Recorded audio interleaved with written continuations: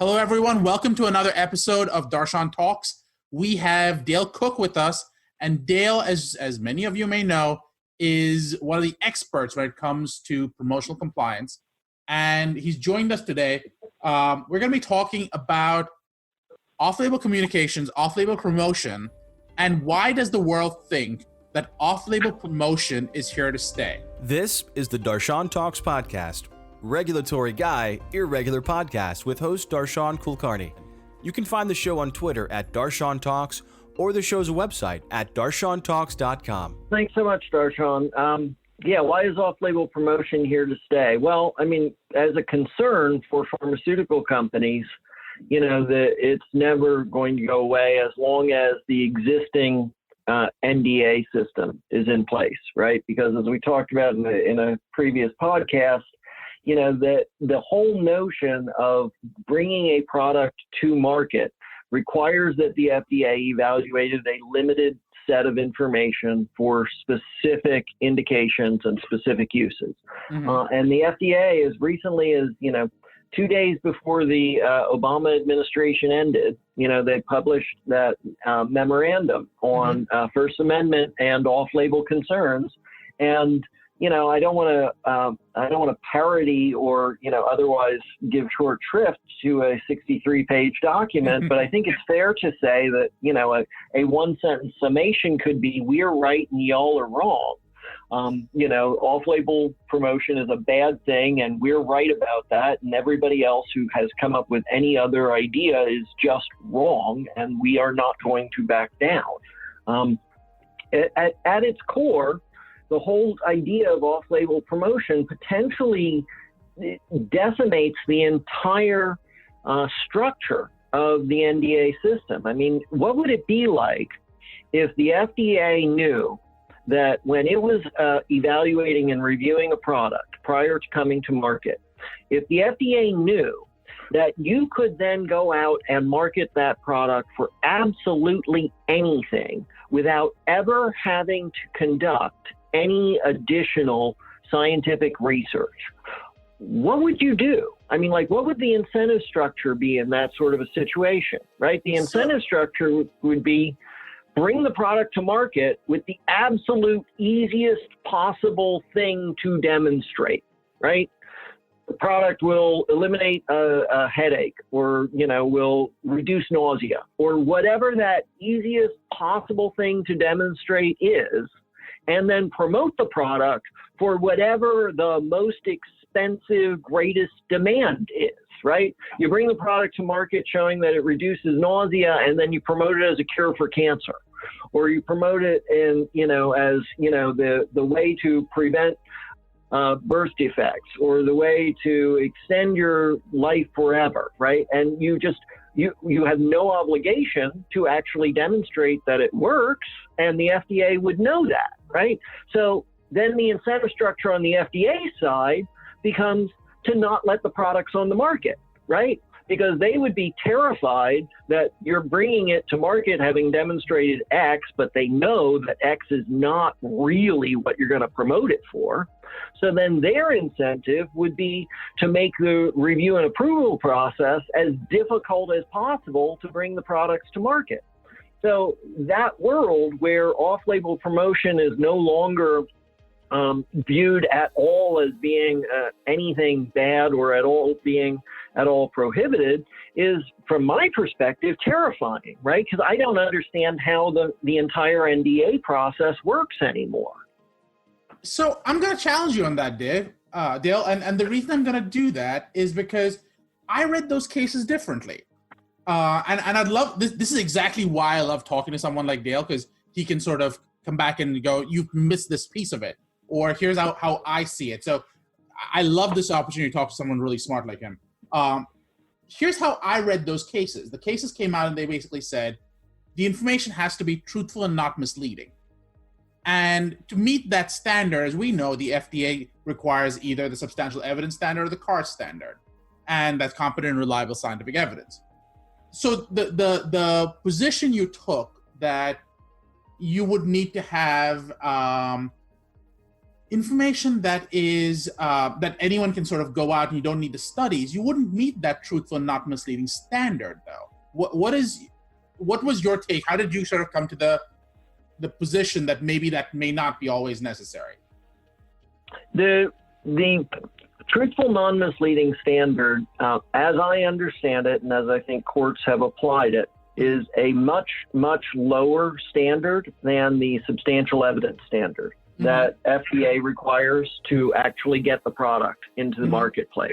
And if all you ever had to do was to initially meet that substantial evidence for anything, and then henceforward and forevermore, you only ever had to meet the much, much lower standard of truthful and non-misleading, including for completely unapproved uses, then that would, I believe, open up the door to a ton of inappropriate promotional activity by pharmaceutical companies. By definition, prescription drugs are dangerous substances. Right. If they were not dangerous substances, they would not be prescription drugs, right? Right. I mean, they would be food or they would be something else, right? Like by definition, they have these harms associated with them, and you want to make sure, and it's hard to make sure. I mean, I don't want to underemphasize the fact that, you know, we've got situations right now where products that have been on the market and have been used for 40, 50 years, we're not sure that they actually work. Right. And they've been used and they're being used and they're dangerous substances. So the people who are receiving them are actually suffering harm, and we're not actually sure whether they work. Right. That's not good, right? We want the incentive structure to be there, something similar to what we have today, maybe not, you know, identical. I'm not claiming that what we have is perfect, but we want something similar to what we have today, where the incentive structure is that we say to, you know, the sponsors of these products, yes, we will let you bring these dangerous substances into the marketplace, but you got to do the good science. You got to meet that rigorous standard to get the approval to bring it into the marketplace, because we know that some of the people are going to be harmed. We absolutely know that, and we're willing to accept that some of the people are going to be harmed, so long as you've convinced us via this rigorous good science and the evaluation of that research that, in fact, the benefits outweigh those risks, those harms that are going to occur. So absolutely. So the benefits and the harm standards are is that balance that's absolutely critical. Now, one of the things we spoke about offline was this idea of how off-label promotional prosecution we talked about, has it been tapering off? And you were talking a little bit about some of the recent cases where that may not necessarily have come about. So talk to us a little bit more. I think you used a really interesting Mark Twain comment. You want to go from there? Yeah, absolutely. So famously, Mark Twain replied when asked by, when he was made aware of an obituary that had run in a newspaper, and he wrote a letter saying, "The news of my demise has been greatly exaggerated." And I think some people have taken that same sort of approach to off-label promotion. I have seen the headlines, not with a bang, but with a whimper, FDA gives up on enforcing the off-label prohibition, and comparable things in very reputable and solid publications. And that attitude and that approach, I think, is wrong. And I don't think FDA has given up. I do think that its approach has changed.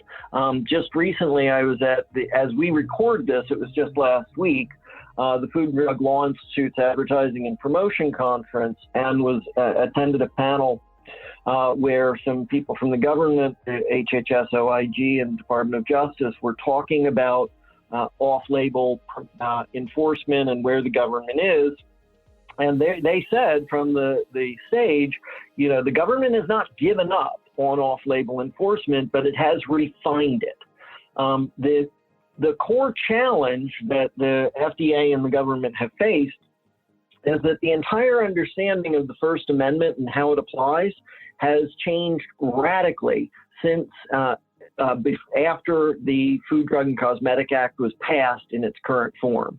So the understanding of the First Amendment and the ability of the government to restrict commercial speech when these changes in the Food, Drug, and Cosmetic Act were introduced back in the 1960s was very, very different from the understanding of the First Amendment today. And it has taken the FDA a long time and the rest of the government a long time to sort of figure out how they can accommodate those changes and developments. I'm not sure.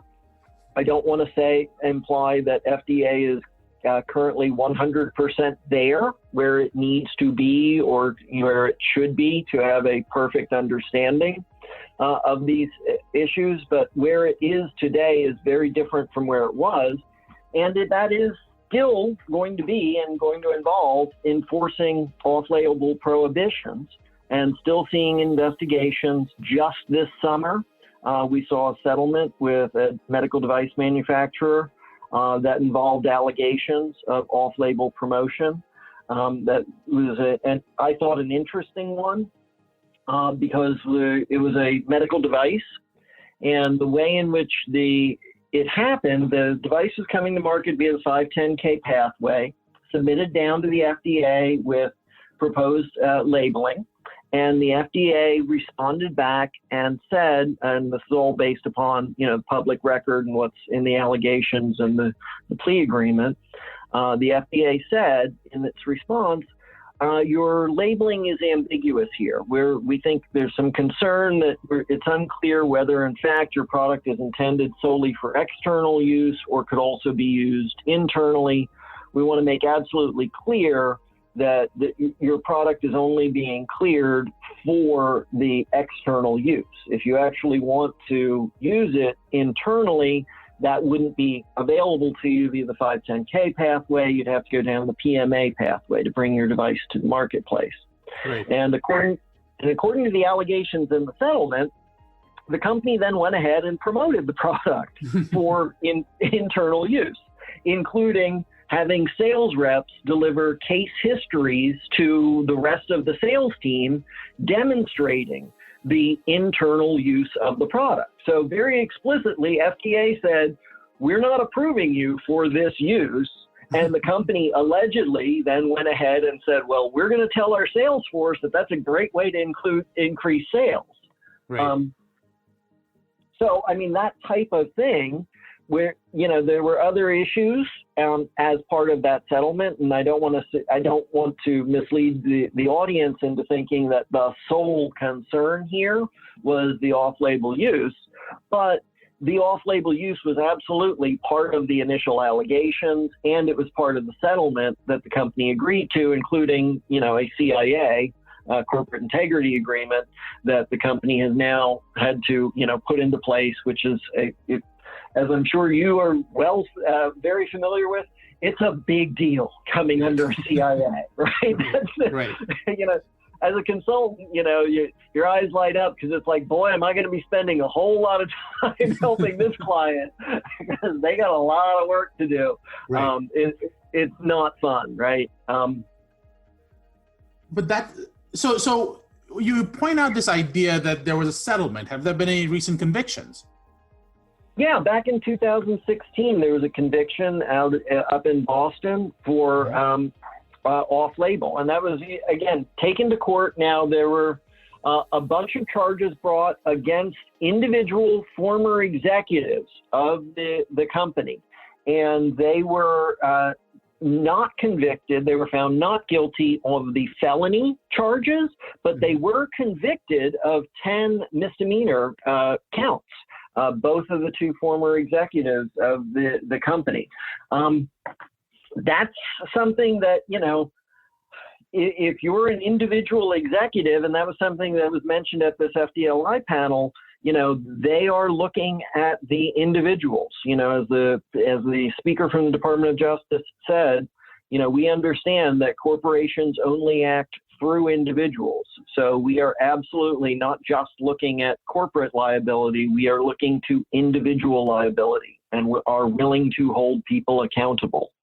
That's the type of thing that I certainly, I love my job, not willing to go to jail for it. Right. Which really brings the question of, have you ever seen the Park Doctrine used in this context? So in this particular case, I'm not sure whether the Park Doctrine was applicable. I'd have to go back and see whether it was solely a matter. The Park Doctrine, of course, for your audience who's not familiar with it, is the idea that solely by virtue of having the position and responsibilities, the executives can be held accountable even if the individual executives have no knowledge, awareness, or involvement in the actual wrongdoing. And I do not remember whether that was at play in this conviction from 2016. I'd have to go back and reread the documentation. Okay. I just didn't know if you knew off the top of your head, that's all. Great. This was amazing as always. Thank you again, Dale. Stay tuned. If we're lucky, we might get another talk from Dale pretty soon. This is the Darshan Talks podcast, regulatory guy, irregular podcast with host Darshan Kulkarni. You can find the show on Twitter at Darshan Talks or the show's website at darshantalks.com.